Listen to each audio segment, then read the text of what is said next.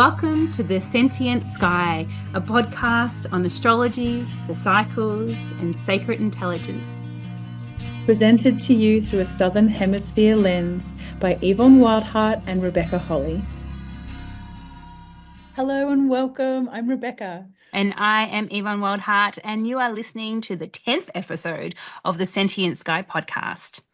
Today we're going to take you on a journey through Neptune going into Aries. But before we begin, we're just going to say a little prayer from us both to allow this energy to walk through us, speak to us, and through us with crystalline clarity. So I invite you to close your eyes and taking a deep breath in and opening up your heart space. And as we feel our roots going down from our feet, from our sit bones down into the earth below, feeling this deep rootedness, connection to the Great Mother.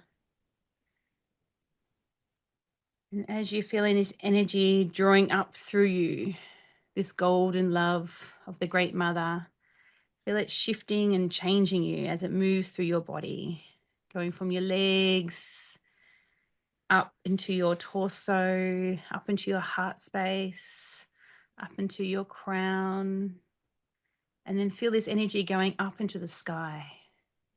Feeling your branches reaching out and out, beyond and beyond, beyond the earth's realm. Feeling yourself out into space and dissolving out here in the space of everything, a pure potential energy of dreaming and creation. And as you're feeling your branches going up, just feel them and seeing them and sensing them and being with them as you cross the threshold of the inner planets and the outer planets, past Saturn, Chiron, Uranus, and just picture in your mind's eye Neptune, this great big blue planet that sits between Uranus and Pluto in our skies. This mysterious planet of remembering your deeper spiritual wisdom. And as we sit here, this great big blue planet of Neptune, this divine feminine of pure creation energy, this cosmic creation energy, as we draw it down through our crowns, drawing it down into our bodies, this direct access to Neptune. And as we open ourselves up for Neptune to speak through us and to us with crystalline clarity, may the wisdom that is coming through us now create the change with ease and grace, with magic and responsibility, and dissolving all that no longer serves, for the highest good of all. Giving great thanks that everything that is spoken and shared today is spoken with love and in truth. And really noticing those silvery threads that vibrate and draw down the Neptunian wisdom, feeling how they connect in with our earthly physical bodies here, in this space, in this time, in this life, in this moment, and feeling the importance of that earthly anchor that is our bodies, that enacts the changes from the wisdom that is dreamed in those Neptunian realms, and giving great thanks for the guidance and holding of our allies and ancestors in those other worlds who dwell in such Neptunian places, giving great thanks for their holding and their circling around us today and always.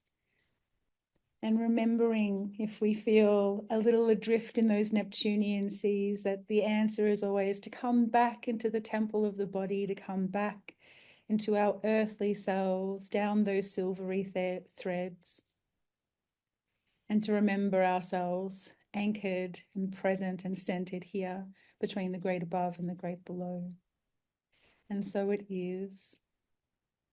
And blessed be. Mm. Mm.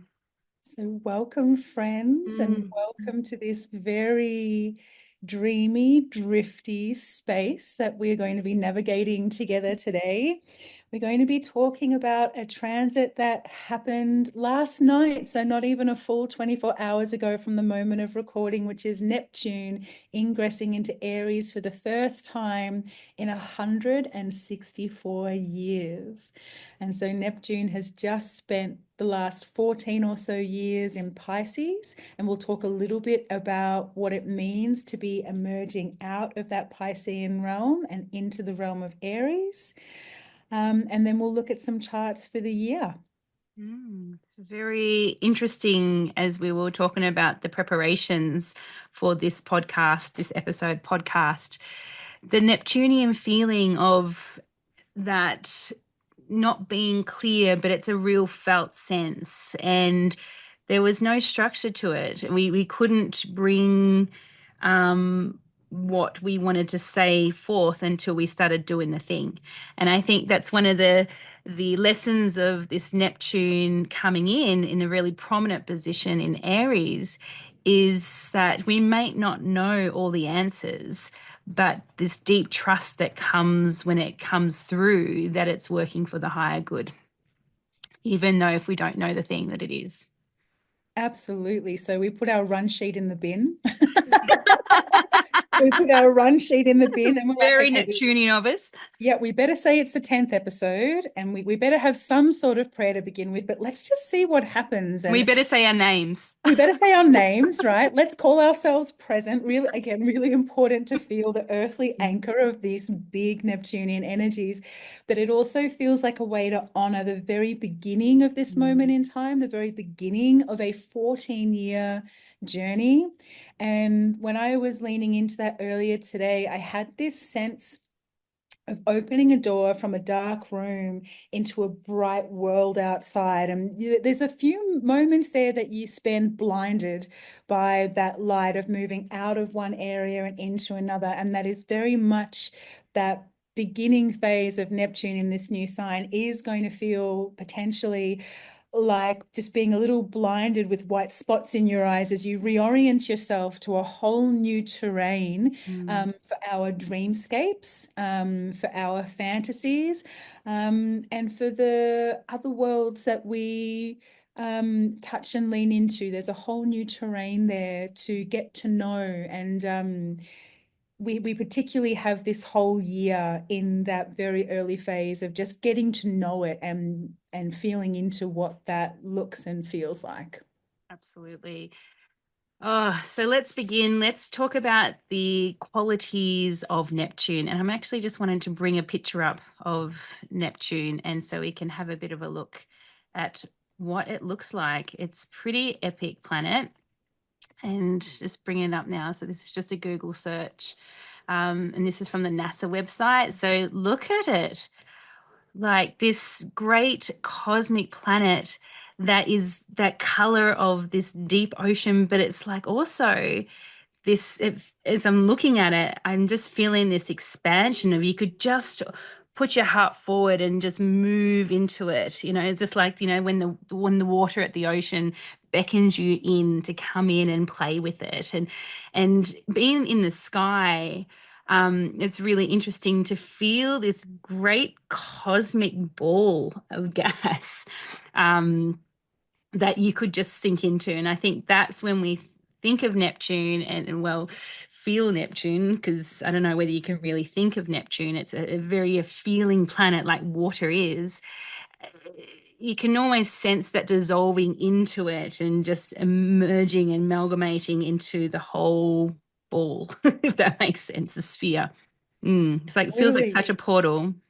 And how interesting that here on the screen it's saying that it's the first planet discovered with math. And it's like math is like as structured a thing, it's as structured a form as you get for a formless thing. Mm, Like you can't eat math, you can't taste it. It's like it's conceptual, but it's also like it's as physical as it gets on that Neptunian level is math and thinking about like sacred geometry, and how that is actually truly at the heart of everything in the entire cosmos. Every little bit of stardust has some sort of mathematical equation at its heart, and I'm loving thinking of how that overlays with the way the subconscious and the psyche and those dreaming realms is where everything originates and ends, and has to come from in one way or another.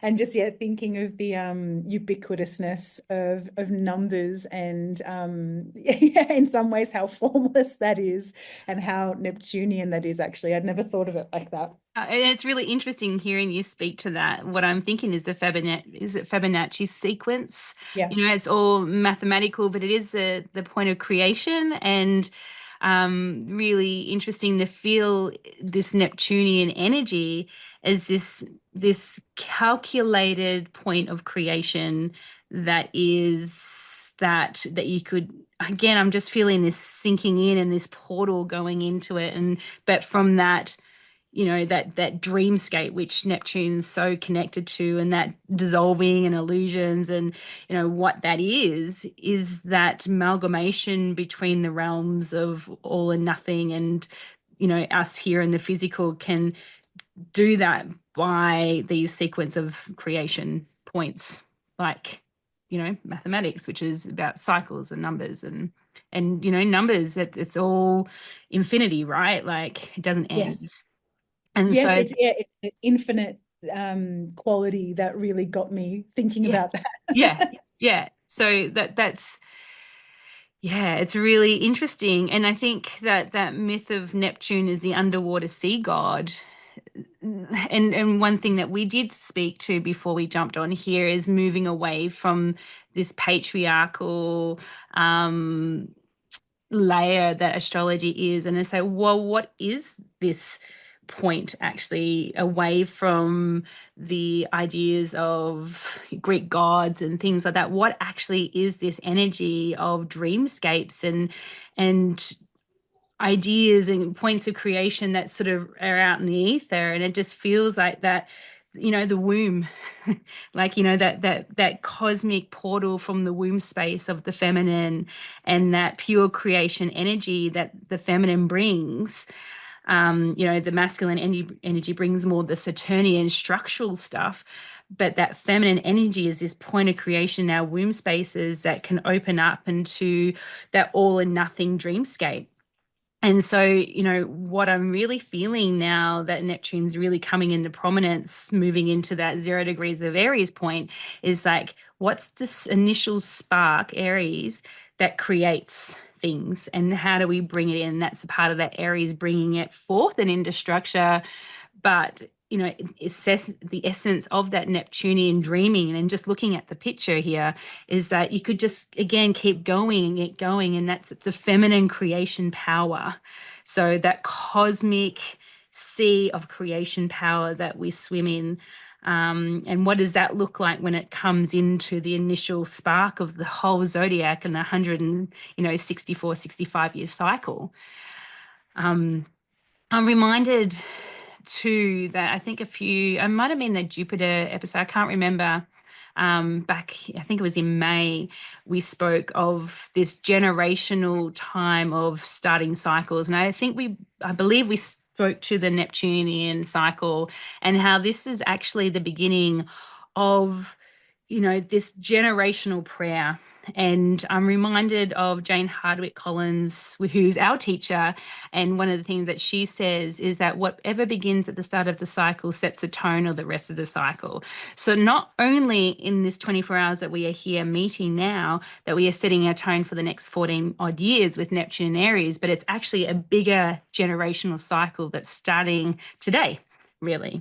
And so what prayers and what dreamings do you want to bring forth from the divine feminine cosmic creator into being for generations to come? So it's a very, very, very powerful time. And you can't make it up off the back of the eclipses and stuff like that. Like, it's just like this grand endings and grand beginnings. So what are we beginning here at the 0 point of creation, of the chaotic place where creation is birthed, for the next 165 odd years?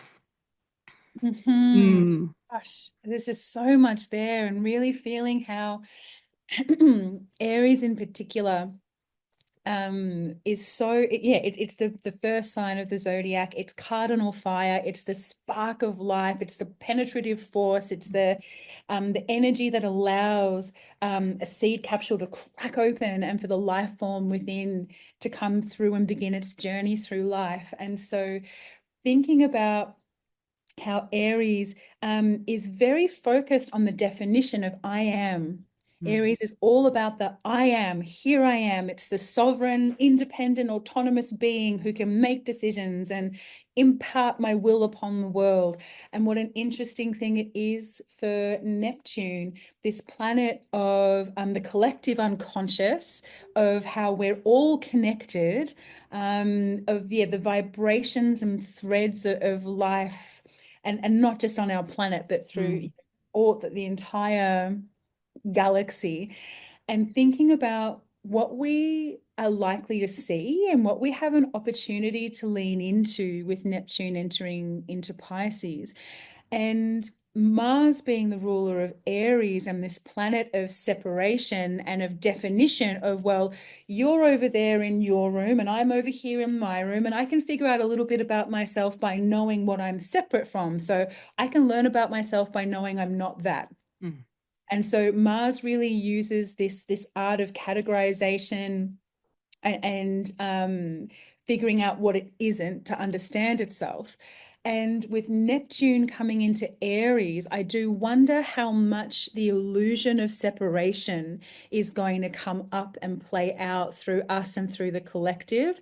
And I can feel that the first part of that journey, the only way to heal a wound is to see it. That's what I was thinking too. The only way to heal a wound is to get to know the Yeah. wound first and to Yeah. figure out then the medicine needing to be applied. And so, arguably, what we're going to see, particularly for the first year, but maybe even the first like 2 to 4 years of this 14-year period in Aries, is going to be seeing the illusion of separation play out again and again in ourselves, with Mm. the people around us, but also on the global stage. And I think that we can all see the divine setup that is playing out in the theater of the world right now, of the corruption of the I am and the Mm. corruption of the one to rule them all The kind of one God to figures. rule it all. The Mm. one God to rule them all. And Neptune just laughs and goes, oh,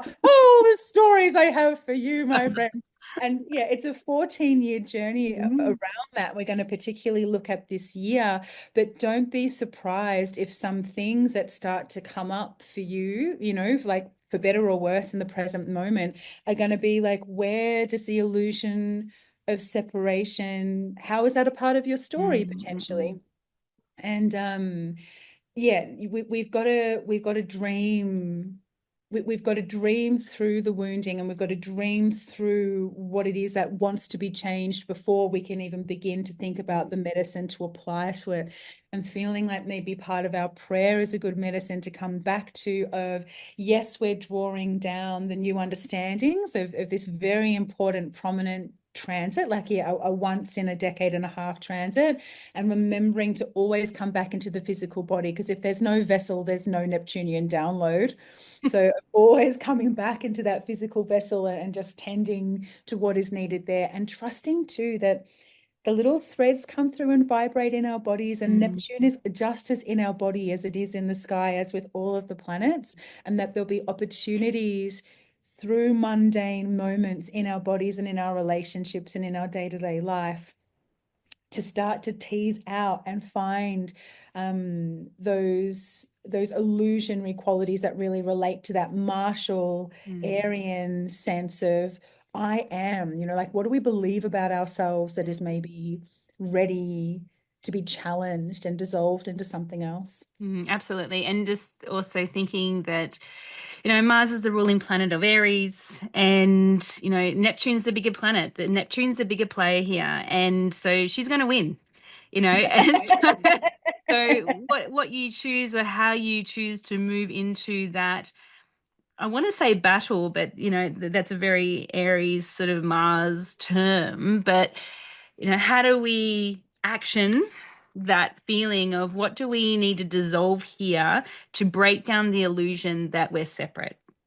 Because we're not. And anybody who's done a wilderness solo or has, rewilding knowledge knows that actually we are all one. Like the trees and I are one. Like, and the ground and the sky, we're all one. It's the patriarchal culture. It's the wounded masculine that has that divide and conquer, which is such a Mars energy. And you think of the progressional ages, the cycles, the age of, no, hang on, I didn't say that right. Anyway, that moving, that Mars energy of fight and warrior, just look, this is my way, it's a highway, and things like that. Like that's what needs to be dissolved, and this is what Neptune has. And I think it's not. Oh, I'm seeing very Neptunian. It's dropping in. I'm losing my words. Of course, that Pisces, not Pisces, Pluto in Capricorn showed us what needs to fall in the patriarchy, and to have this backed up so closely to that Pluto ingress into Aquarius. We've lived the last, 15 years experiences Pluto in Capricorn to bring up the underworld of, the patriarchal culture. So now we see it, right? And now we get to really step into this. Do we believe what we see? What do we need to dissolve here as I am separate and dropping that illusions and moving into it now? This is where we get to do the work. We've seen it. We're, and not discounting that, those who have Capricorn placements and connected to Capricorn, yeah, we've done a lot of work in this. Yeah. Yes. Cancer rising here. Show of hands, please. Show of hands. But that was the beginning, but now that we get to do something about it, on this next level of creation energy of dissolving and dreaming and action that dreaming now. It's like we get to say, no, that's not the dream. That's not what my vision is. That's not what my intuition says when I step out into having this cosmic view or the global listening point of view, which is what Neptune's bringing us to do, is to have what, keep it cosmic, as Janani Pavati Baker would say, keep it cosmic. And this is, I think, what Neptune's calling us to do, is going, okay, now I see what Pluto and Capricorn rose up.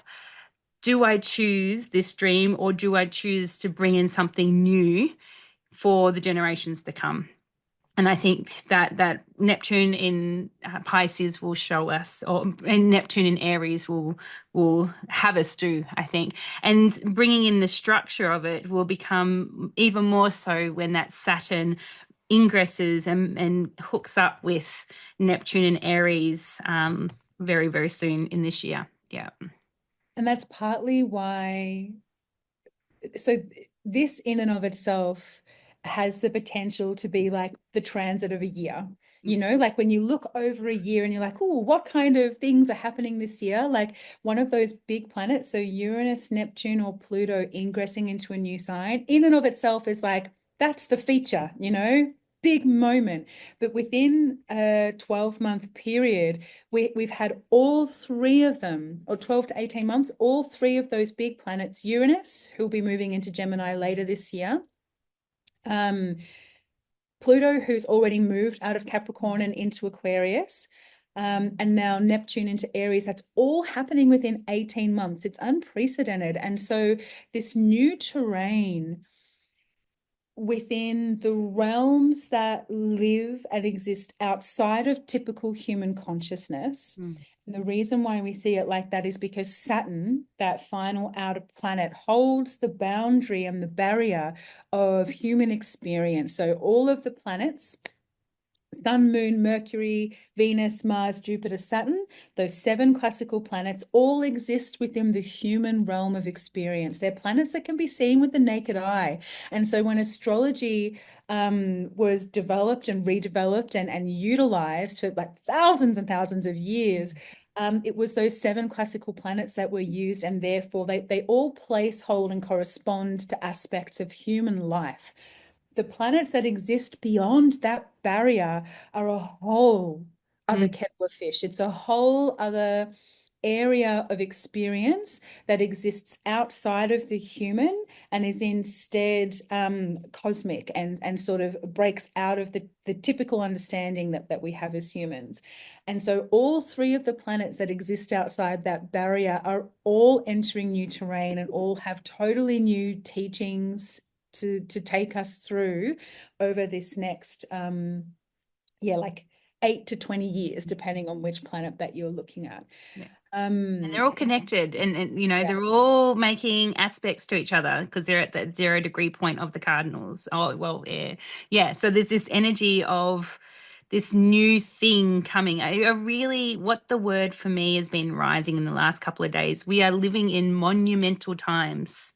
Like Mhm. we've been saying, we've been doing this podcast for almost a year now. Can you believe it? I think our first episode was the end of April last year. It's almost been a year since we've been doing this. And, we've been saying a lot, this is a big time and shifting and change and things like that.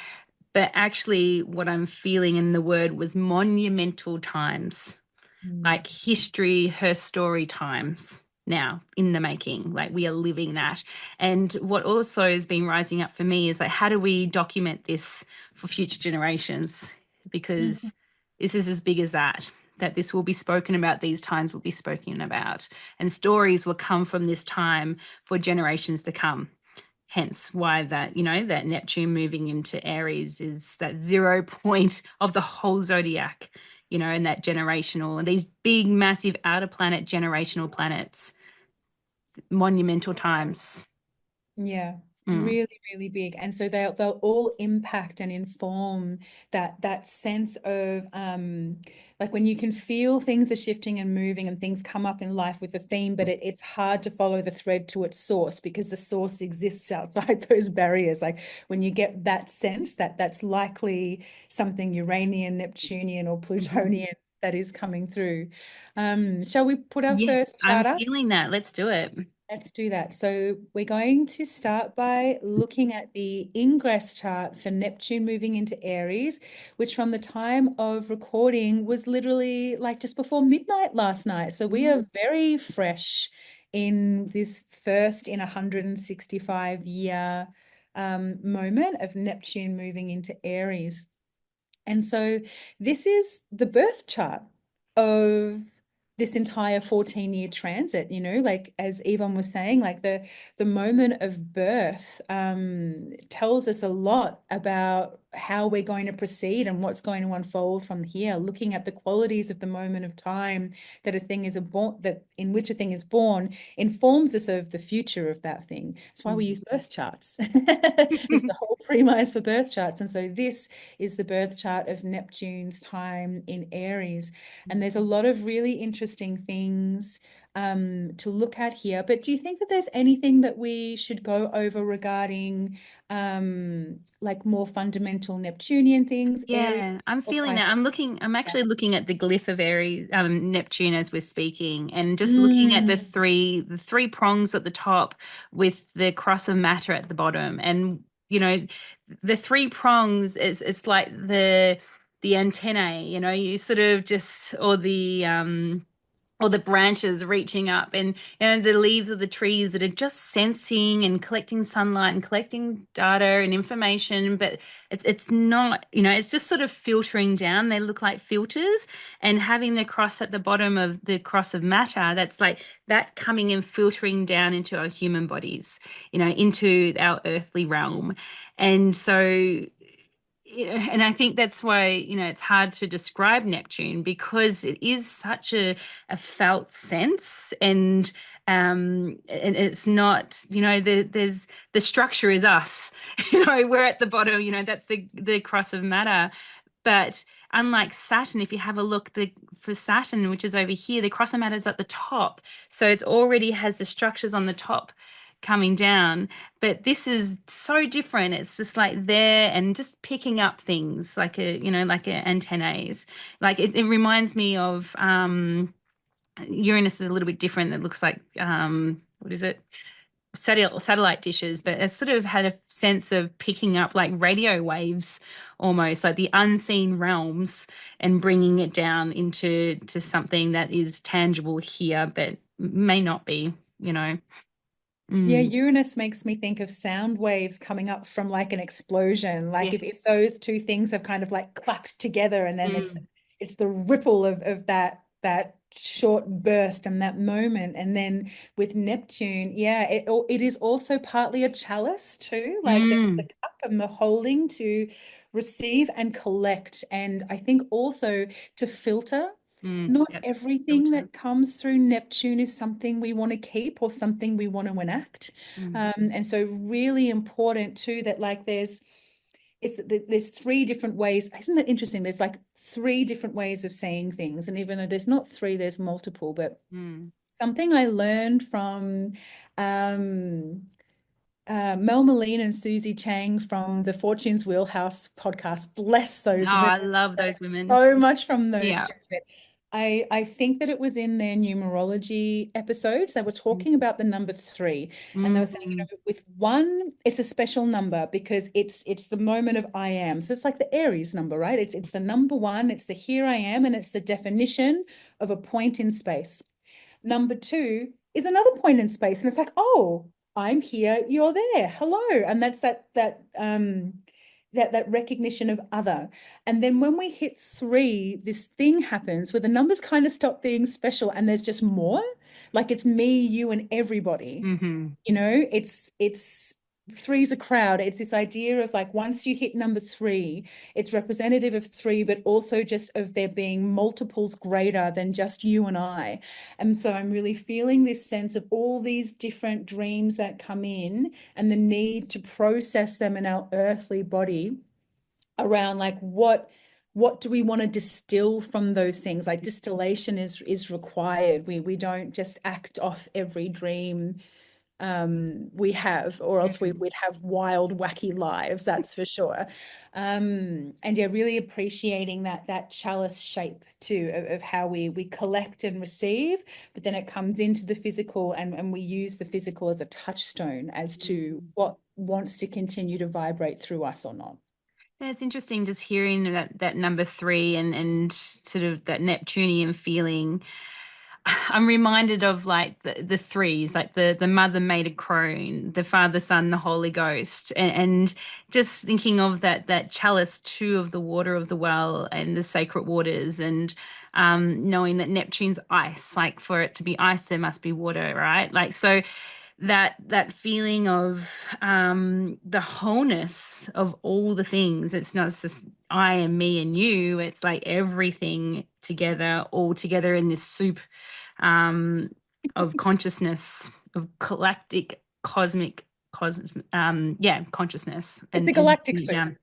It's a galactic soup, and that's Neptune. And what does Neptune look like when, it's really at home in Pisces, where it's just been for the last 14 years. And, Pisces is that mutable water. It's like fog. It's, and I felt like that our time with Neptune in Pisces was a real opportunity for us to like channel and to really connect into our higher ideologies and our spirituality. And we saw a big rise in spiritual um, teachings, and not just the traditional sort of religious ones, but actually coming from this place of more of a divine love and the divine feminine. Like the divine feminine teachings have really come up in the last 14 years, I think, into, I reckon, almost mainstream prominence in a way. It's still, hidden, but it's there. And yeah, it's just really interesting to have been in the realms of the feminine spirituality movement and watching it rise up. In actual fact, we did a invoking Inanna wilderness solo yesterday here on the land. In Jojo Wurrung in Central Highlands. And one of the things that came through after being doing this journey for 5 years now on repeat, like that's 12 underworld journeys following the myth of Inanna. What I realized in that just the other day with these final degrees of Neptune and Pisces is what a privilege to witness the rising of the feminine in that, from when we first started to now, 5 years later. And what I've witnessed in that is this energy of the more that we have bowed low into the soup of the cosmic soup of the underworld, the more the ascent into light and stepping into the feminine um, creation center and allowing that in has become brighter and more light filled and more beautiful each time. And so to witness this on this level, to know that it is a reflection of that, what's within is without, above and below. And that, I think that's a real Neptunian feeling that this, we are all the things, and bear, but be in a privileged space to bear witness to that has, and if this is what we're coming in with, into the start of this new cycle, I think it's going to be a very, very powerful time, but also for that feminine energy to keep stepping into her light. It's now time to action it. That's it. That's Neptune and Aries. It's action, it's movement, it's right. Now we've got the tools. Now we've done all this work. It's time to get fucking cracking. It's time to get moving on this and to really, come in with it, with the tools, with the learning, and apply them now. This is it. This is what we need to do, and dissolve the things that don't serve us. Yes, Mm, and as you were saying, with Neptune and Pisces, we've had I was going to say a glimpse, but like not just a glimpse. We have mm, been in the sea of the ideal, in the sea mm, of the fantasy, in the sea of creative potential, and we've connected to what that can look like in its utmost um just most beautiful self. We've also seen the terror of what mm, that can look like in its worst self. And from here, this is a reincarnation mm, point from Pisces to Aries. So it really is like, what are we going to do about that now? What are we going to do about the grand visions and the artist's rendition of the world we could have? Like, what are we going to do about that? And how are we going to solidify so that each of us has the certainty mm, and that sense of what are we fighting for too? Like, I think this is a real opportunity for mm, Aries to redream where it's channeling its great divine force. Like, where does that yang energy come in and move us? What is it that is actually inspiring us to move in the first place and to take action? And at times, yeah, to fight for a thing. mm, Um, and and yeah, like that will take a little while to distill and to dream. Like, we've got time to dream into that, but at the mm, same time, we need to start acting before we're even sure, I think too. Like, there's a certain level of trusting mm. our instinct of what needs to change, even if it's not clear. That's a huge Neptunian lesson, Yeah. is can we trust ourselves and that divine cosmic principle enough to make decisions and enforce change, even when we can't articulate the hows and the whys. And like with Aries, it's bold change too. It's not just like a quick spelling check, Mm, like mm, it's bold change. And I think there's an interesting thread of like, how do we reimagine the sense of I am? What does it mean to be within a sovereign I am framework and body that is also deeply interconnected? And like, of course, we can have both. It's the both and yeah, really feeling that coming from Pisces, that's what we get to work with, is the platform of this last 14 years. yeah. It's now time to apply all the things. Very much so. Mm. Um, So look at this chart that occurred last night here, Australian Eastern Daylight Savings Time at 10:58 p.m. So late last night. This is when Neptune, for the very first time in 164, 65 odd years, that it has reached into Aries. And look who was here with it, who is ushering this time of revolution and this time of higher frequency, divine, feminine, creative power into action.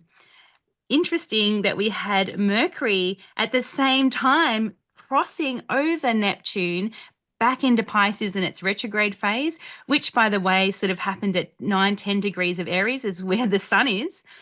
And Venus was here too, witnessing this. And Venus in her retrograde phase, in her underworld phase, with Mercury, Nishnaba, her consort, here as well, witnessing this. And, Venus in her retrograde crossed Neptune last week. And she also stationed retrograde at 9, 10 degrees of Aries. Interesting, which is where the eclipse was the night before. This came, this came off the back of an eclipse within 24 hours of an eclipse.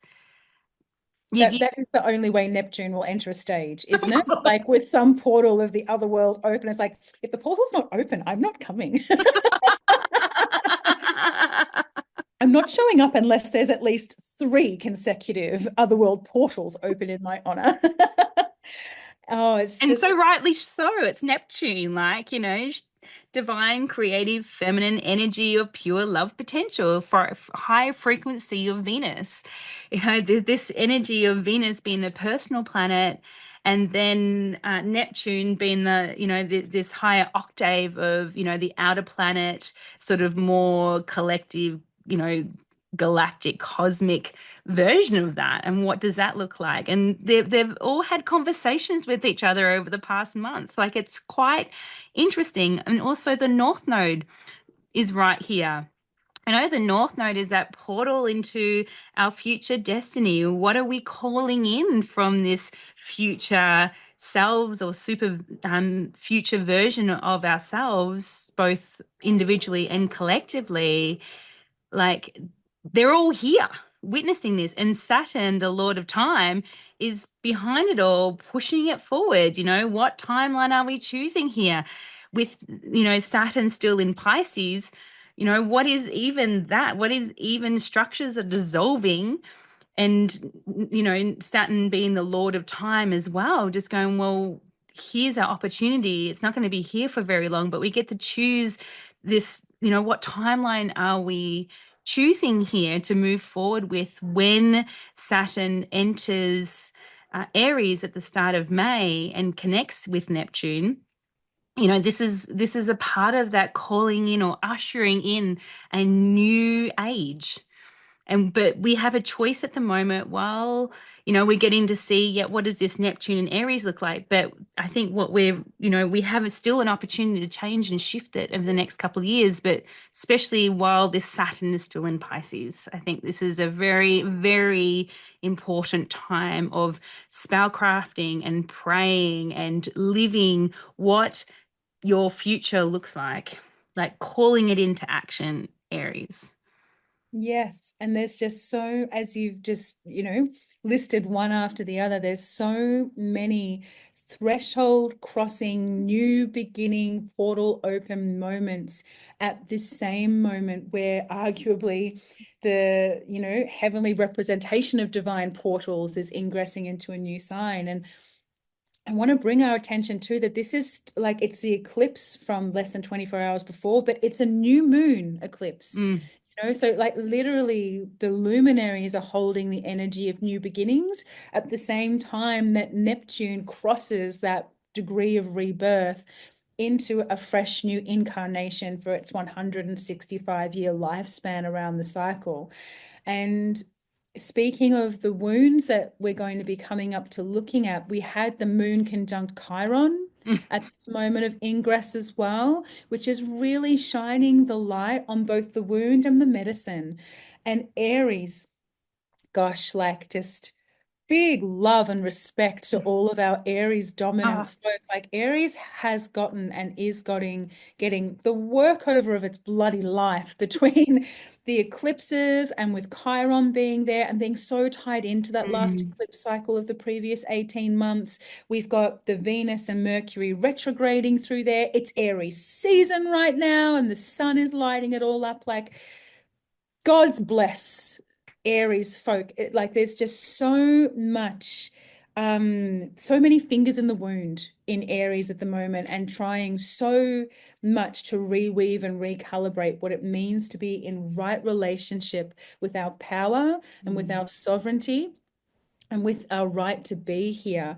And with Mercury chaperoning Neptune, like having that kind of Mm, like sliding doors crossing that over. really was a sliding door moment. Yeah. Yeah, like so Mercury is the psychopomp, and Mm, Mercury is the the only god that is blessed with a get out of the underworld free ticket to be able to visit the underworld and come back again. And we know that Venus as a Nana, she has that cycle as well, but mm, she relied on the princess ninja. she did. That's the Yeah. priestess Ninshaba to come back. She didn't have that innate ability to bring herself back. Mercury does. And so Mm, Mercury is really like they've been conditioning this rebirth degree to ensure that information travels either side of this portal so that we are as informed as possible at this very great moment of rebirth. And this really does, it sets the tone for the entire 14 years.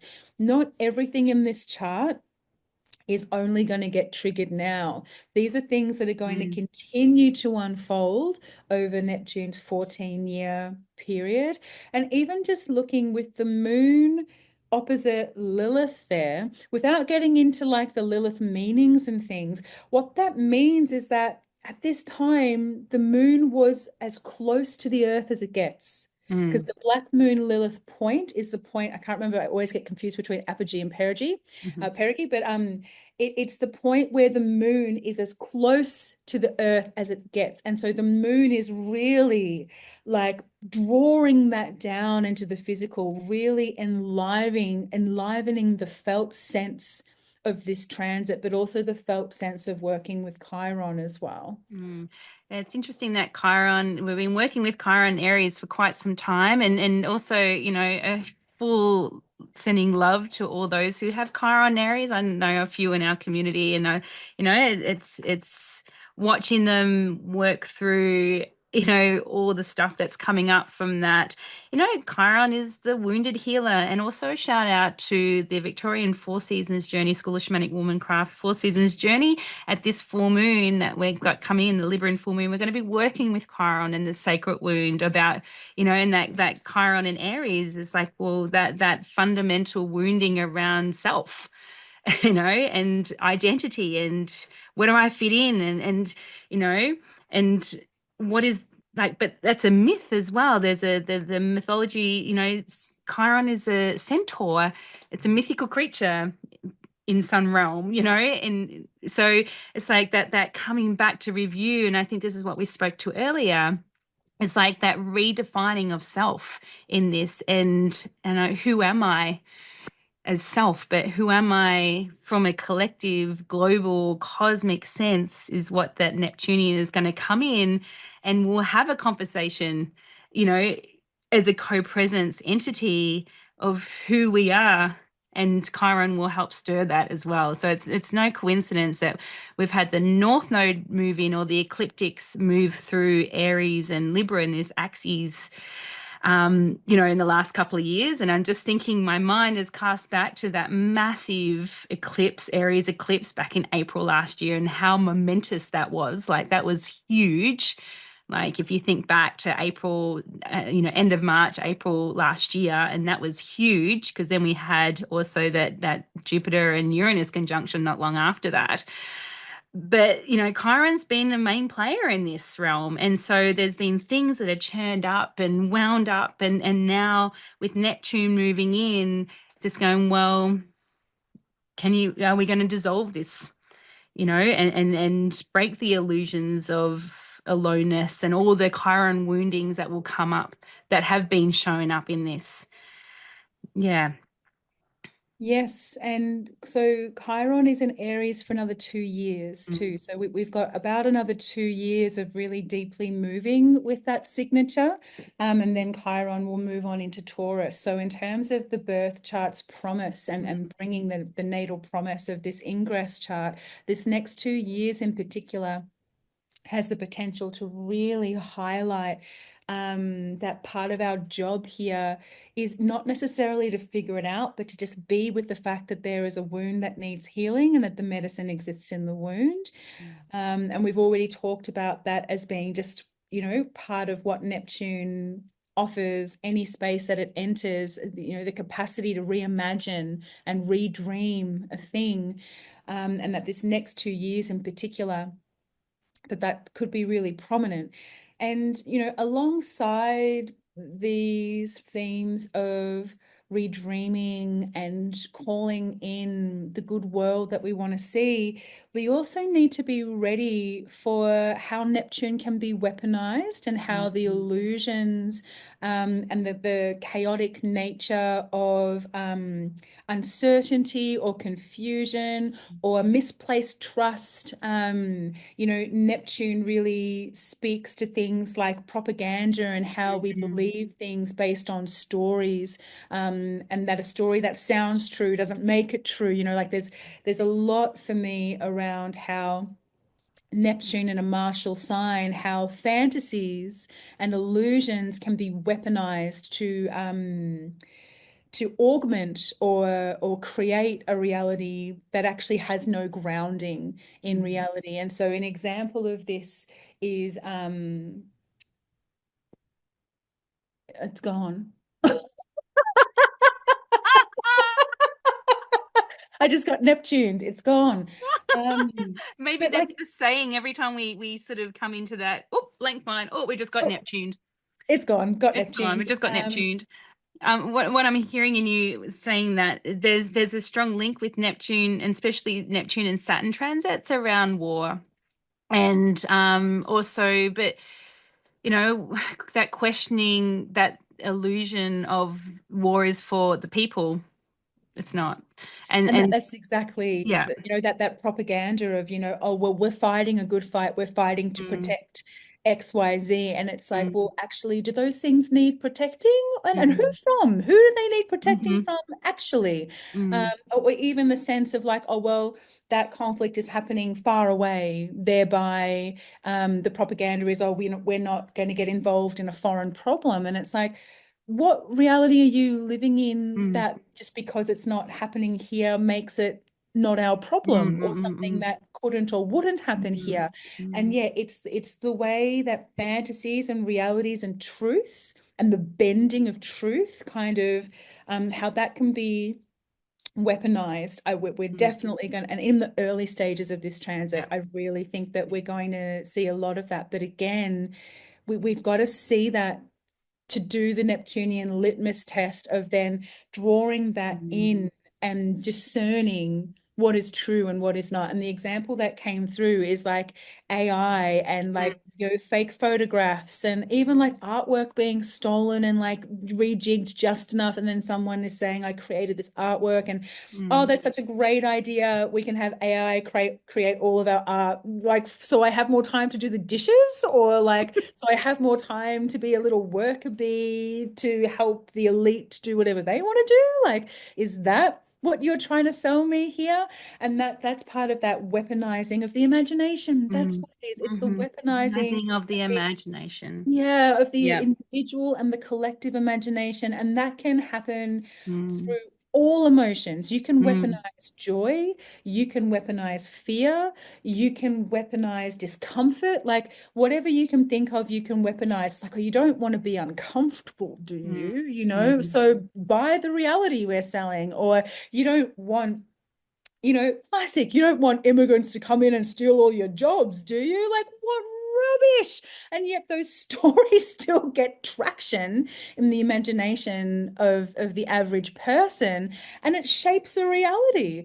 And so, yeah, that Neptune in Aries is that stuff is going to get louder before it can be dissolved and dismantled. But as Yvonne said, Neptune's bigger, so it wins. Hee hee. So like, the dissolving is happening.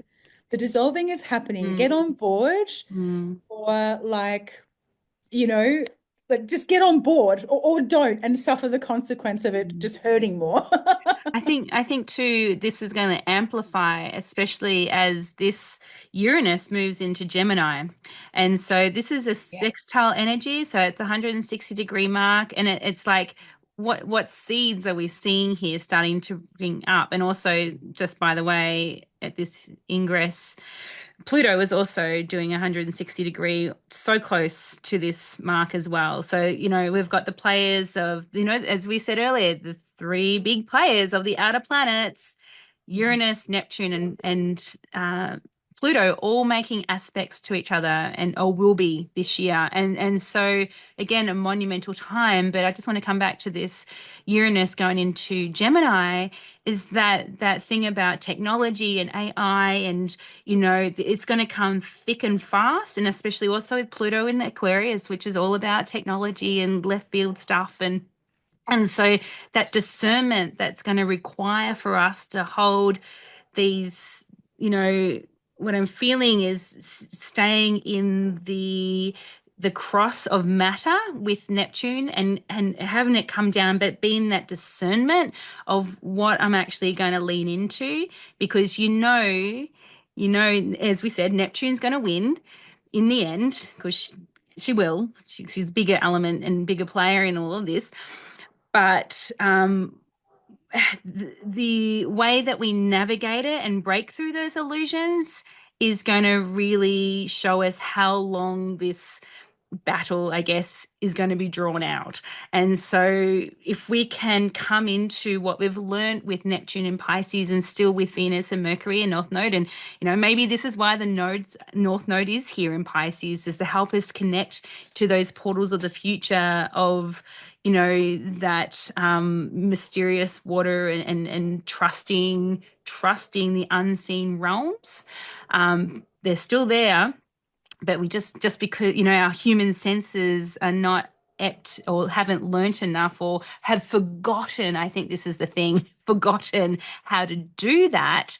um so it's the remembering and trusting that is real, trusting that that unseen sense that we have forgotten is actually a real thing, and to hold that through what could be quite a turbulent period coming up, and already is. It's already happening, and what I'm feeling and then sensing is very Piscean feeling and sensing, and Neptunian, is that that propaganda that's trying to pull us into the war machine, but also having practiced enough this divine feminine energy of, and unseen realms is not just a divine feminine, but that divine love energy of sensing that we are all one, and to see that, and see the woundings, and see the things, but keep holding that and keep practicing our practice. So that comes in as the thing that comes in, as opposed to buying into the illusion of the war machine, which you can hear the drums of it, like it's here already. Yeah, It's here so loud. But what are we going to turn our attention to? Thinking of Dr. Joe Dispenza, wherever your attention turns is what comes in, is what manifests. And absolutely. so here we are on this precipice to choose, and we get to choose this, of how long we draw out the Neptunian illusions of war. We get to choose that. And do we want to, what do we want to choose? I, for one, just want to get on with, stepping into divine love revolution, but maybe not everybody is ready for that yet.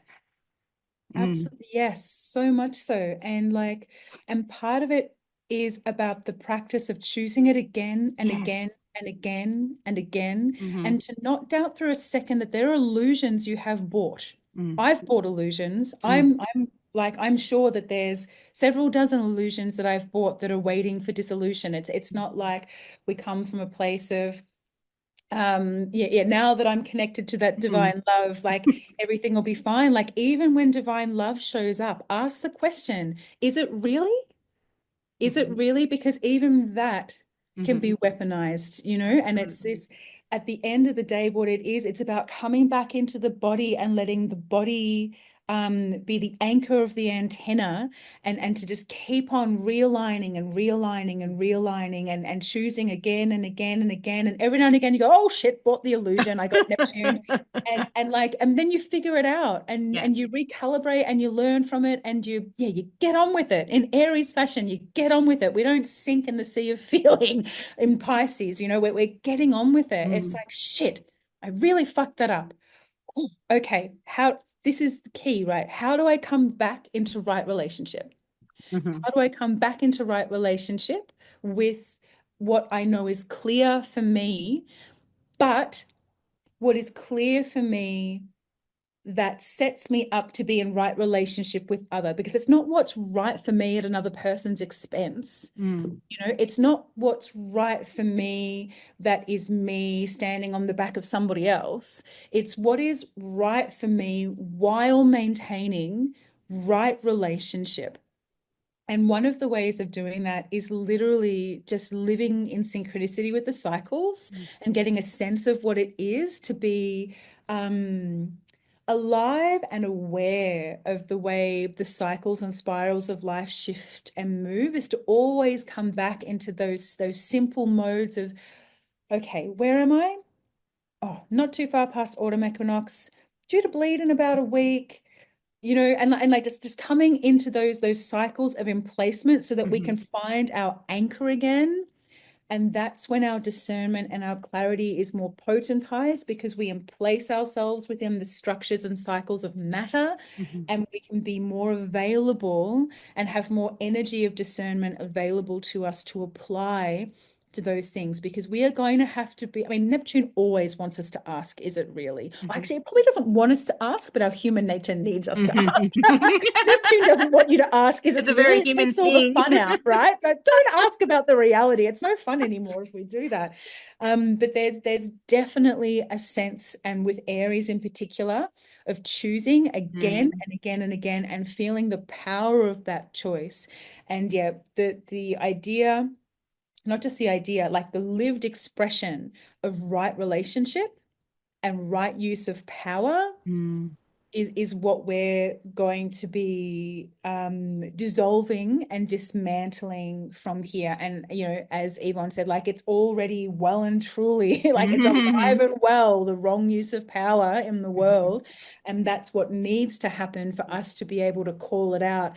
And often that is how things happen in like historical and political cycles, is that, like fascist regimes and things like that, it gets really bad before like the average, shall we Mm. say, like not so connected person finally goes, huh, that's really not very cool, is Yeah, it? yeah. And the extremes of that precedes the crumbling, and even in our states it's already crumbling. And anyway, but yeah, Mm. there's that choosing again and again, and that coming used to back to, is this in right relationship, and is this a right use of power, will always be a good touchstone in Mm. Neptune Aries times. Absolutely. And I think what I'm hearing also is, and what came through on Saturday with the Inanna stuff, was knowing your place in the wheel, knowing your compass, and I just, this 0 degrees Aries point, it just feels like that full, zero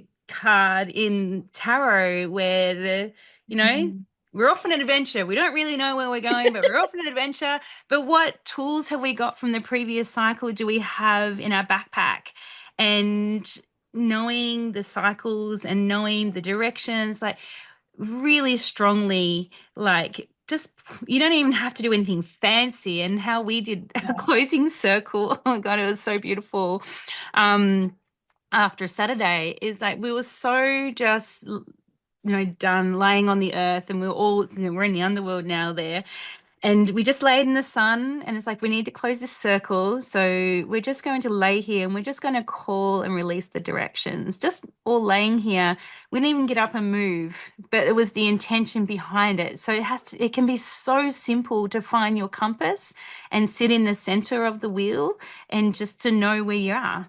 And then that's when the tools and stuff become very available for you to keep yourself grounded and centered, and not get caught into the illusionary propaganda that's calling for us. And, it's interesting that, all all the war drums and things like that, it's been here for a long, long, long, long time. And then thinking again of that Aries, moving away from that Taurus goddess energy that was, and then coming into the age of Aries with the war and the patriarchy and the Romans, and all that. It's like it's been here for ever for a really long, long, long, long time. And so what we'll see is we'll see it now. It's like we'll see it now, but do we buy into it anymore? And so, exactly what we said earlier is that we need to see what's here before we work with it. And so, be prepared for that. So, your basic grounding tools, you know, how am I in right relationship, is what Becky said. Knowing you're coming back to that earth, when things are not solid. Earth is a really good holding. When things feel like, and I know we had a massive Neptune transit. It was Neptune and Jupiter a few years ago. And I just remember it was, Neptune and Jupiter in Pisces. And it really took me for a ride personally. And whew, the only way I could ground myself in all that was laying on the earth. I spent so much time laying on the earth and just feeling her solidness.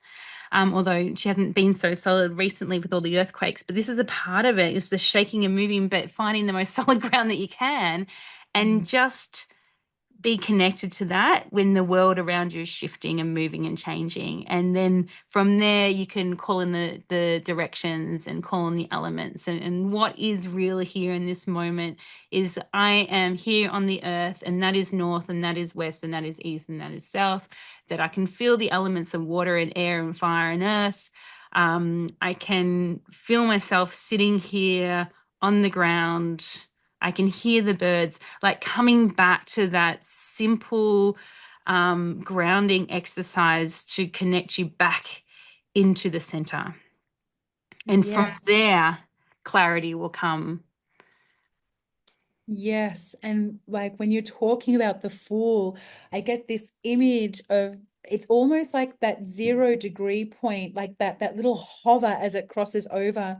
It feels like a split second of being placed in the center of the zodiac, like Yeah. in the center of the wheel. Like you kind of you through the like the middle of the wheel is actually a birth canal, and you kind of you go up into it from Pisces and back and get shot back Mm, out through Aries. Um, and thinking of the Fool, like there's the sack and the tools, but one of the allies is the dog. It's the little innocent animal. It's that's all about trusting the animal body, trusting the wild peltedness of your being. Trust that when your hackles are up, there's a reason. Don't mm, reason yourself out of stuff like that. Trust when something feels like a giant yes, that you can lean more deeply into that. The animal body is so present in those portals. They're so essential. And like animals don't genocide each other either. Do you know what I mean? So mm, if you keep coming back into that fundamental instinctual part of you, um, like and like dip in and out and use your humanity as the lens from which that information comes through, you almost can't go wrong. mm. And while you were talking about this, Eva, my sweet delight of a child came up here, and she said that she made this for me. It's a little love heart bead, which is all like holographic and like rainbow and shiny on this little pink pipe cleaner. And she goes, Mummy, this is for you and for everyone.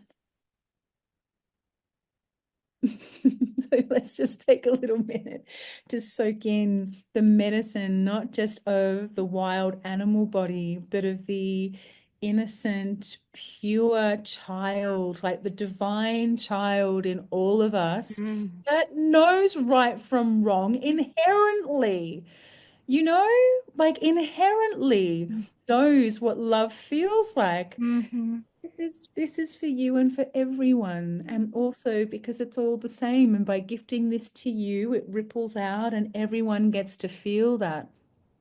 The leaps that we take as the Fool is for everyone, because we way show and permission each other to have those leaps of faith. And that's part of the balance of the trusting what's coming through the silver mm. Neptunian threads, and the Aries action of like, do we take the leap on this one? Is it this one? Is it this one? Yes, this one, go. And then we're off. They're just, oh, my sweet girl. Oh, and it reminds me of, Neptune, of that, what is the higher truth in everything is love. Yeah. That is the highest truth. And I think what we're going to be confronted with is like, can we love the rejected part of ourselves? Yep. Can we love the rejected part of society? Can we see the warmonger, the war machine, as the little boy who wasn't, attended to and given the love that he needed? I'm getting all emotional thinking about that. Can we love that as well? And I think this is where the love revolution, I think this is what Aries is going to show us, but it's not easy, not easy to sit with the shadow aspects of what isn't love.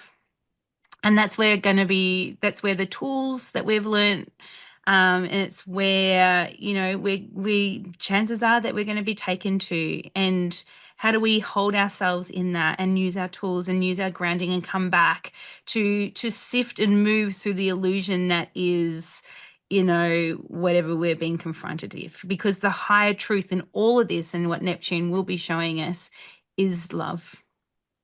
Yes. And like, that is like such an emotional chord there Mm. too, like because like an illusion I'm trying to dismantle and dissolve within myself is like the othering of the villain, and of like, Mm. what a villain, we hate them, and of like feeling like, and like, don't get me wrong, Mm. sacred rage Oh, is so absolutely. necessary. It's Yeah. not about never being No, angry, it's not about always showing up with oh, no, but no. it is carrying the rage while also recognizing that inherently everyone is deserving of love, Mm. and that usually when we act out, it is in search of or due to a lack of or Hmm. some other thing there. And like, again, not permission. No. It's not permission to behave badly, but and that is an illusion that is absolutely going to come up big time for me, because I get It really angry. already is. Fuck them. It's huge. And I'm like, I'm not having love. I'm not doing it. I'm too angry. Like that's a massive thing that's going to Mm. come through for me in this transit. I can feel it. It's already been coming up. And I think that that's another, like we were talking about the anchor points and the touchstones that we use of Mm. placing ourselves in the cycles and coming back into the physical body, tending it with, yeah, good sleep, good air, good water, good sex, Mhm, good friends, good food. mhm, But then also, like, does this resonate with love? And mhm, not just love in a linear sense, but love in the bigger mhm, sense, because mhm, sometimes what feels like love linearly excludes or mhm, doesn't vibrate with that bigger sense of cosmic love. And that can be a tricky thing to mhm, be with and to hold, but it's true, mhm, it's not always in service to the bigger resonance of love. And I think that that's part of what we'll be asked to do is like, do we need to adjust what we thought was a good fight? Like, did we mhm, think that that was the good fight? And like, are we still resonating with the quality of the warrior that ultimately comes out because there was something in their heart to do so? All mhm, right, really amazing ally for the moment is hawthorn berry. mm, Feeling that hawthorn and like hawthorn berry, if you are in Australia, is like ripe and abundant and just lusciously hanging off all the mhm, hawthorn hedges at the moment. Hawthorn teaches right relationship because it has the generosity and the abundance of the berries, which literally repair damaged cardiac tissue. It's literally used post heart attack to help the heart repair itself, literally, physically. It's not just an emotional love fest. Like, it's also literal cardiotonic, literally helps to move the blood and the circulation so that the body's information and nourishment reaches all cells and all tissues. But then hawthorn also has these very prominent woody thorns. And like, give your chest a little knock there. Like, that's mhm, that's the sternum. Your heart has mhm, this very protective mechanism in that bone of the sternum here over the heart, because hearts need protecting. The good things need protecting. And so hawthorn helps us be in right relationship with how energy exchange flows in and out of the heart, how love flows in and out. Like, is our sternum actually like calcified and keeping us from really receiving and giving love? Is it like a bone that's too soft and Mm, needs some fortification to protect and hold our love energy well? And how do we meet each other relationally? Like, am I meeting someone relationally like this? Like completely closing off and crossing off that heart. Or, am I leading so much with the heart that I'm not using my discernment and not able to, yeah, discern and check in with the body around the true yeses and nos. And mm, Hawthorne really helps us to find that the point in the center of the figure eight of energy exchange. Really beautiful ally for this moment of the transit, actually. Thank you, mm. Hawthorne, for Thank you, coming through Hawthorne. so clearly. Yes, thank you, Hawthorne. Oh, so good, so good. So I'm running down a list of tools that we've been talking about, but let's go on to Neptune's journey over the next little while with it moving in and out of Aries. So this was this chart that we've got here was the first contact that we've had Neptune and Aries, which was last night, as we've spoken about. But Neptune has a bit of a bit of a year in front of it because not only does it goes back into Pisces later on in the year. Oh, what's going on? There we go. I'm just giving Um, you a second to adjust that. So yeah. But before that, it moves to, just get my little drawing thing here, here on this chart. So on the 5th of July, so we get, a good few months of just seeing this first glimpse of what Neptune and Aries is going to bring us. But look here, by the time the 5th of July, so after solstice, which is on mid-June, we have Neptune stationing retrograde at 5th of July at 7:34 a.m. Australian Eastern Standard Time. So it's not daylight savings time anymore. At 2 degrees and 10 zodiac minutes. And look who's here.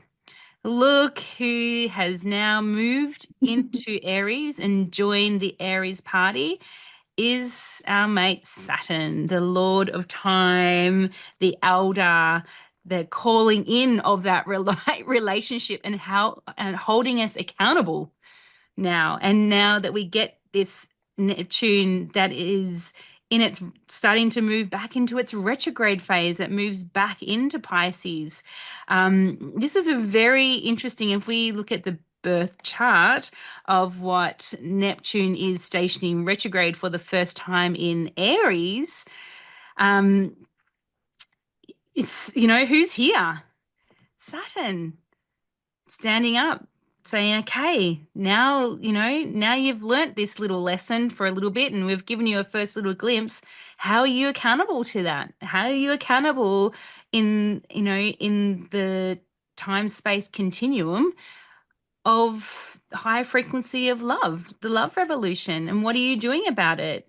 Like Saturn, if you've ever had everybody's had a major, not everybody, but by the time you get to our age, sort of, midlife, you've had a few Saturn transits on your belt and you sort of getting to know what this Saturn's all about. How do you make friends with Saturn?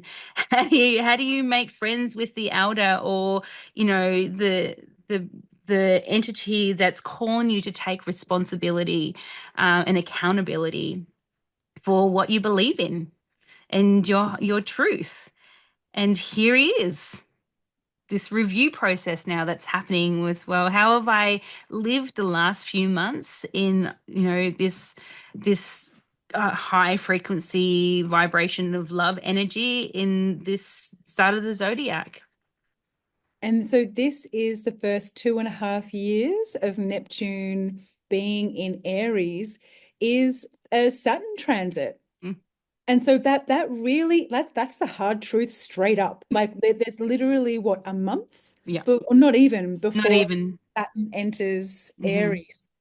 Neptune gets a month of, yeah, having opened that door to the bright light and being, whoo, I can't see anything. And then a month later, oh no, wait, I see something. Oh, it's Saturn. Oh.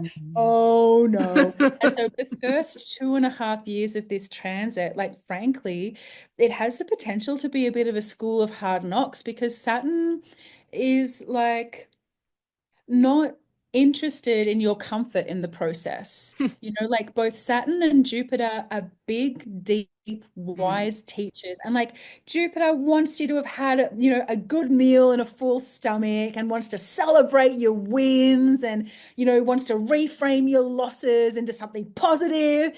And Saturn is just like kicking the tires of this area of your life with no real room for making you feel okay about that.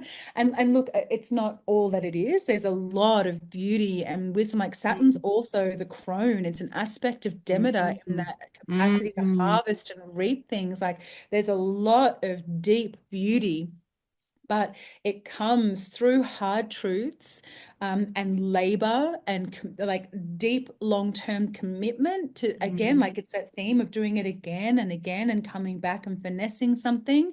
But particularly this first year or so is really going to be showing up the things that don't work. And from a traditional astrological perspective, Saturn has a really tricky time in Aries. Aries is arguably the sign that Saturn is most out of its comfort zone and most on on the back foot, mm, because Saturn finds its exaltation, its most lifted up position in the sign of Libra, which is very connected to order and justice, and law, like the natural laws of things, which is very governed by Saturn and also to a point by Venus, who rules mm, Libra.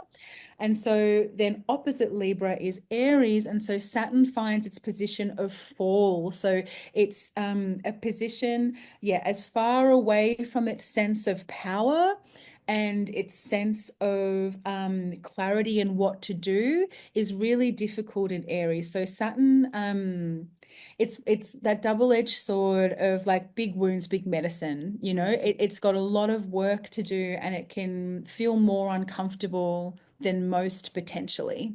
mm.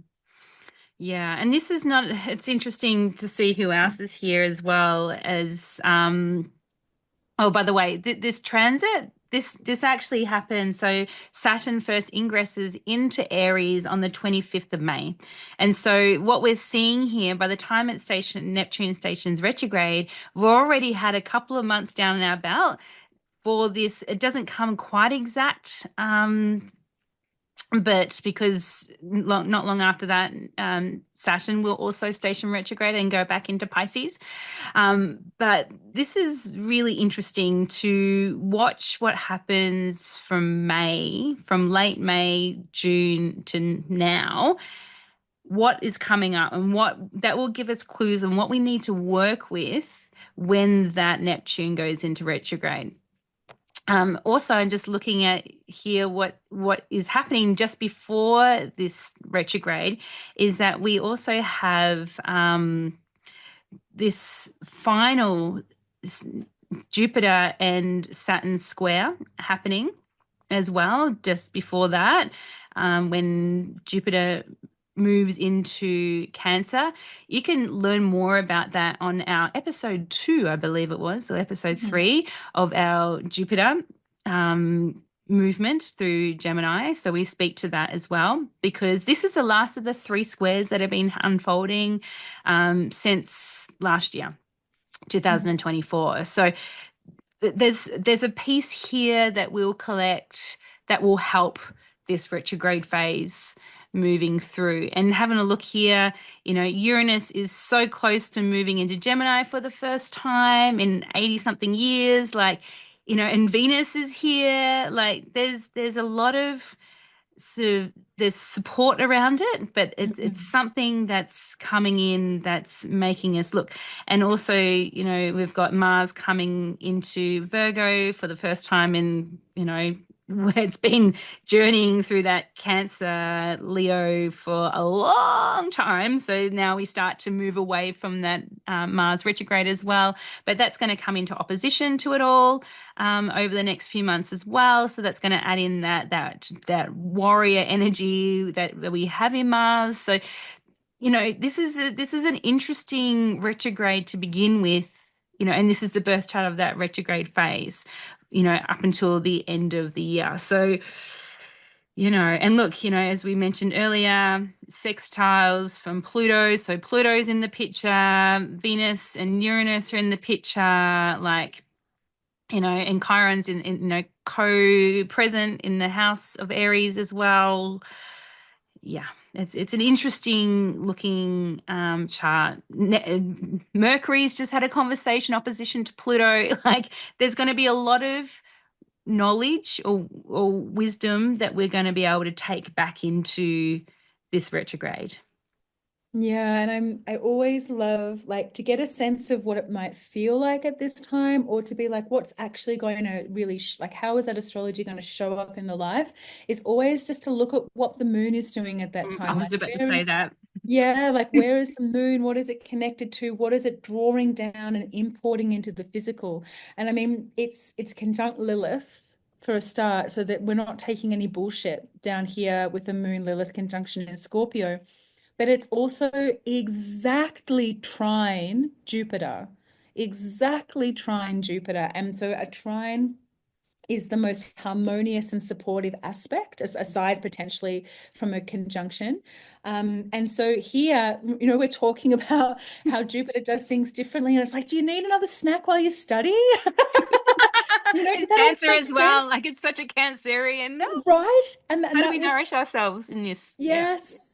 And so that's part of what I'm feeling here too, is like we've just had all of this time of Saturn, Neptune in Pisces, and they're going to, come back to that. But Mm, here, a lot of the relief is found through that Moon Jupiter trine, yes, but also because they're both in water signs. So that tells me that there is something that we've learned about the watery nature of things that will really hold us here. And mm, perhaps this is a test of like, okay, we've done the water stuff, we've done the Pisces stuff. Are you now ready to action what it is to like have the feeling and do it anyway? Like, mm, how are you going to actually show up to the hard truths? Like, are you just going to like full attempt to rational it again? Or mhm, are we actually going to lean into the felt sense? Are we going to lean into Neptunian's lessons from mm, its time in Pisces? And are we going to bring forward that action, like feeling the moon and Jupiter holding, and the sun in Cancer mm, too, mm, holding that watery space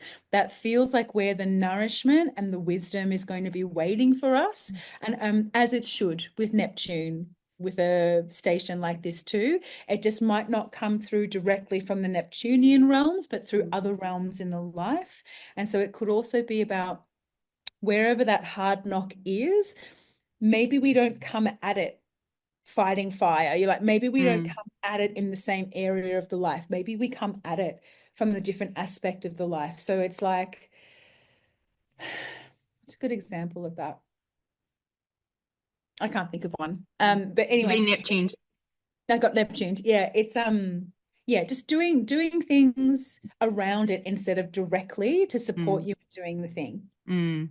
What I'm also seeing here is that and going back to what we are saying before, that welcoming of sacred rage in with the moon and black moon Lilith here in Scorpio, like, Yeah. it's like those deep urges just to like, and how potent it is when we move the sacred rage, and sacred rage, and but also holding it with love, and compassion, but also releasing the energy of that sacred rage, whether it be, going in the forest and just expelling. Like, sacred rage is so powerful, and it moves a lot of stuff real quick.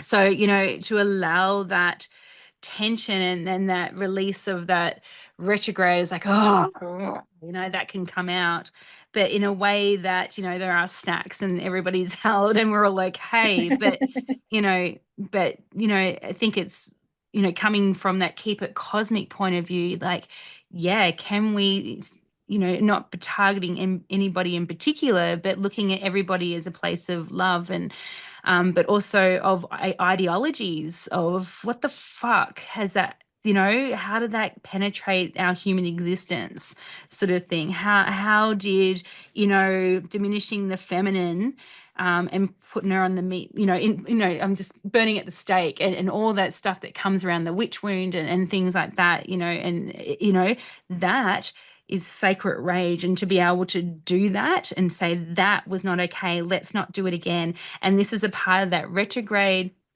also of Neptune, is coming back to the ideologies and the spiritual ideas that may have caused a great disharmony within the collective field, and so to expel the sacred rage towards that, as opposed to this person, that person, which can cause more harm, and to, to Yes. to bring it that, but that powerful sacred rage, when it comes through on that level, is so, it shifts things. It shifts you into a whole nother dimension once it's released and done. You don't go back the same. And I think that's also that scorpionic moon, black moon Lilith energy, is like, that deep transformative power when we go to those depths of the underworld and to release what's there. And that's, you think of retrograde energy, it's all about review, revise, remember, restore, rehabilitate, um restoration. And that, if that's blocking that movement to remember who we are, to restore inner peace, that's what needs to happen.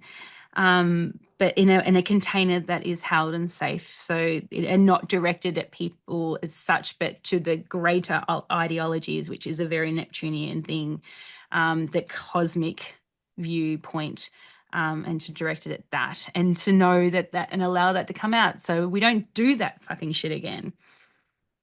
Yes, and like remembering that those cosmic ideologies are alive. Like they're alive. We breathe into them whether we're for or against them. Like and this is, see, this is the thing of the illusion I've bought, that I'm working on this as I talk this out Of here. course, of course. So good, but also fuck.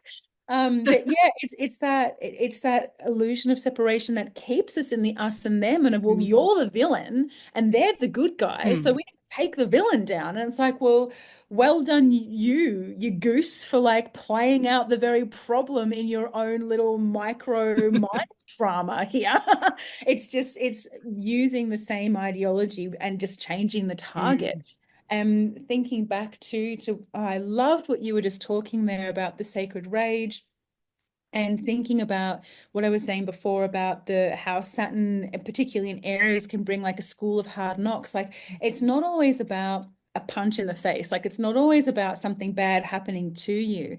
Sometimes it's just about connecting to the mm, bad things that have led you to where you are. And like I think particularly women on, or just anyone identifying with, the sacred feminine at all, go through these different layers and phases of awakening, and looking back through moments in history and how patriarchy has shaped the world that we're in today, mm, and the grief and the rage that can come up when we're like, fuck, my whole life has been geared around this thing of like, finding a man, making the babies, making them all happy, and like getting a whatever career, story getting it is for you. Yeah, right. Whatever mm, the story is for you. Sometimes that school of hard knocks is just like the knife in the belly of, oh wow, I had no idea that was the truth. I had no mhm, idea that my idea of reality was informed by this whole other ancient bullshit story.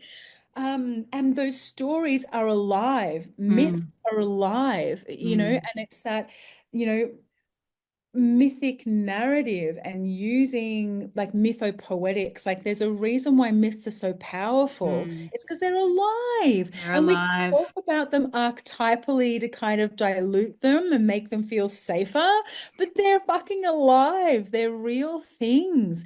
I wonder if that's part of what Neptune and Aries is Well, going to it be, is, like and the living gods and goddesses, you know? it's so funny that you say that because I was listening to a very Saturnian sort of podcast about, time and illusion of time and how time's not linear and how stories move because it's all happening at once. And you think of these timelines stacked upon each other. And having, again, going back to the myth of Inanna and having journeyed it, for a long time now and watching this, it changing as we go. And what I felt from this is that this myth that's still existing in the portal of the ancients, it was that very first sort of feminine goddess myth to be, I guess, distilled into tablets or whatever, is coming up through the ages. Every time we speak it, every time we do it, it's like watching it, the progression of the myth, going Mhm. from where we started and looking at the baseline it is now and watching it move, but it's still the myth that's traveling through from those ancient times. And every time we speak it, every time we honor it, every time we do it, it's changing the story, but the myth is still the same. We're getting a different perspective of it. And it's just that the frequency of it, the more we do it, the more that we bring it in and more that we honor it. And, it's rising up into that divine frequency of love, but it didn't start that way. And so what we're seeing is this myth being evolutionized in front of our very eyes. It's really amazing. And so Yes. the important of myth and then going back to where your attention goes is where the energy flows. Can we hone in on this and use these ancient myths or these stories to bring healing to it? It's like what we said about the Chiron myth. This sentient, this centaur of the wounded healer, but within our own mythology. Yeah. Yes. Yes. So much so. And yeah, it really is like where our attention goes, the energy flows. Like that's what gives life to Mm. these bigger entities. And that's that thing of like, whether you're giving it attention because you love it or you hate it, you're still giving it your attention. And like that there are processes that are required to dismantle things as Yeah. well. You've got to, pay attention to the thing you're dismantling, but it's got to be held with the thing you're wanting to call in. Like you can't Mm. put your full focus on the thing Mm. that wants to shift. You need to be holding the dreaming. This is a lovely full circle here. You've got to be holding the dreaming and the portal of what's being born and what wants to arise at the same time. And just as a quick segue, I just want to. I just had like this little light bulb moment with Lilith that seeing the moon and Lilith together here in Scorpio being this portal for sacred rage, like Mars ruled Scorpio, Mm. thinking about how Lilith holds the sacred feminine's relationship to the healed masculine, of Mhm. like this example of what it is to wield divine rage, but like from the heart of that's a good fight. When we're Mhm. talking about fighting the good fight, like of no, I demand equality. I will not be Mhm. subservient. Like that's how Mars gets channeled through Mm. the sacred feminine, and just feeling that the moon is really offering a portal held from like the wisdom of Jupiter and Cancer, which is also like the wise primordial mother, that there's this real opportunity here to just notice what we notice at this time, and potentially have an opportunity to connect with fighting the good fight and what sacred rage looks like when it's done well. And that may not move through you specifically. It may be something you witness around you in the Mm. world or with your kids or friends or whatever. But anyone who has Scorpio placements in particular, this is at 5 and 8 degrees of Scorpio. So people who have placements there, I'm just like, oh, fuck, that's exactly where my Mars That's is. exactly where my Venus is. Yeah, so we're definitely going Agree. to be like nail biting. Of course, we're here focusing on it because it's hitting ourselves directly. Oh, good Yeah, fun. awesome. No wonder Uh-huh. we're talking about it now. This Yeah, this no part of wonder. the podcast is just for us. Like everybody else Of can course just it tune is. out. Yeah, that there's an opportunity here. I am going to predict that there will be an opportunity to Mm, witness the healed form of sacred rage and the mm, union of the masculine and the feminine, when the mm, feminine connection to the purpose and the masculine direction and channeling works well. mm. Um, Yeah, I'm just as I'm hearing you say that, I'm feeling, especially with this Mars now in Virgo connecting with the South Node, is can we allow the divine masculine to witness the divine feminine rage that needs to be cleared in this? Mm. Yes, and that's from like a not bodied, not No, no, gendered no, just perspective either. out. That's like, yeah, Yeah, not to correct you, but more yeah, just to make sure that that's really brought through. Like yeah. that is also to witness the divine feminine and that protective primordial nature in all bodies. Mm-hmm.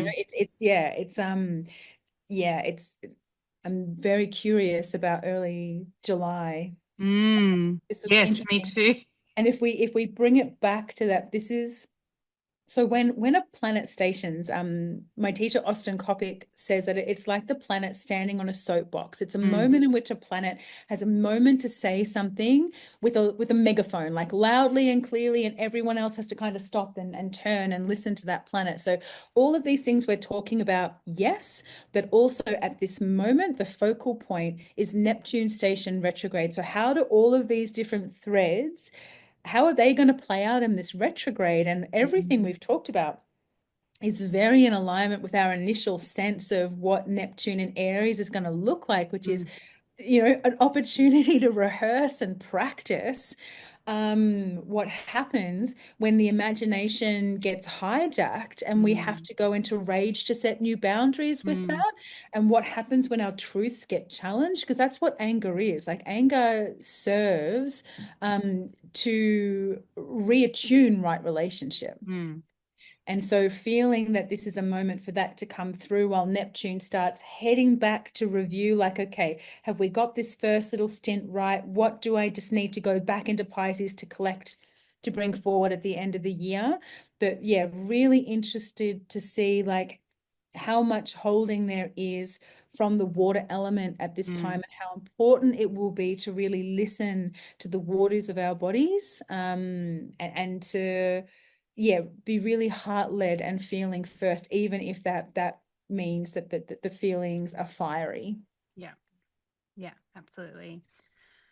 Okay, can Oh, we pause wow. for a quick second? Yes, sure. Okay.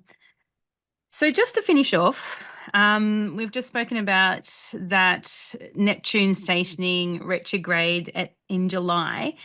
What will happen next is that we'll have the Neptune will move back into Pisces, and then it will station direct on what date again?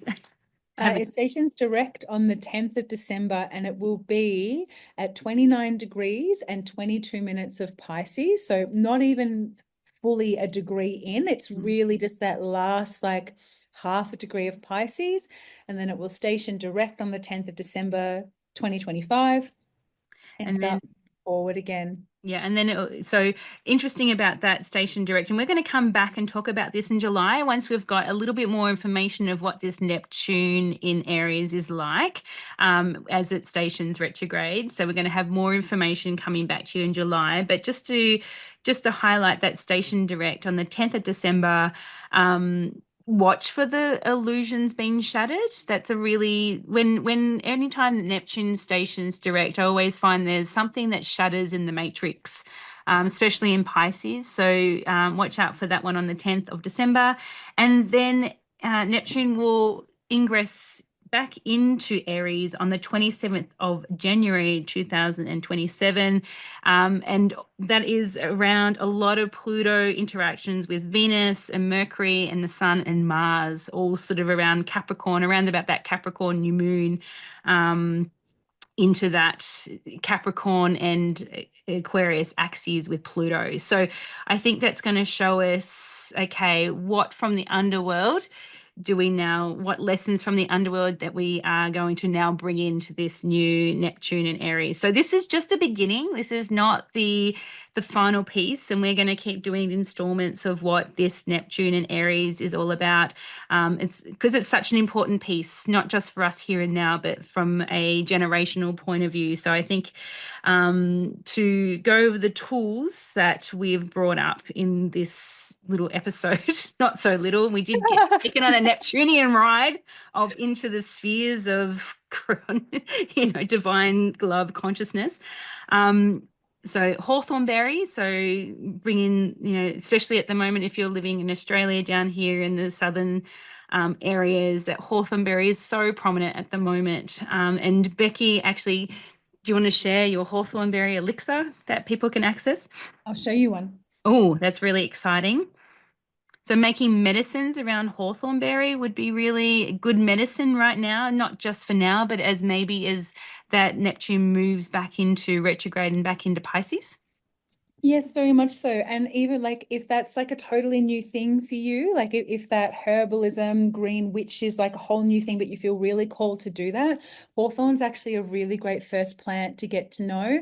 And you can do that without having to ingest anything. Just spend some time, pick some branches, sit with it at home. And if you really want to get to know it and then potentially make a medicine, you can also like pick some berries and dry them and make something later. You don't have to make something fresh. So there's nice, gentle ways of doing that too. But I do have a few bottles of my hawthorn berry elixir left, which is a honey alcohol water combination, which gets infused with fresh hawthorn berries from a month. It's really yummy.